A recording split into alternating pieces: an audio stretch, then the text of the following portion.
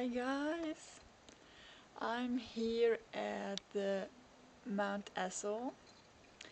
It's a volcano in Kyushu and it's got the largest caldera in the world, so it's really awesome.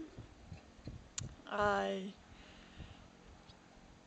just amazed by the sight. I will show you later.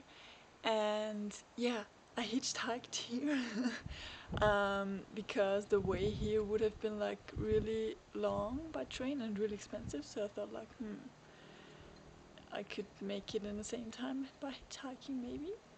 And so I hitchhiked for the very first time, and I got to ride with 3 awesome people, and one even invited me for lunch. We ate soba. That was awesome. So so I will show you around.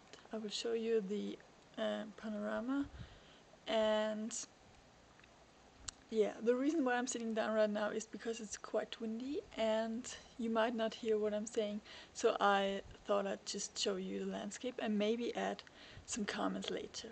Okay, enjoy.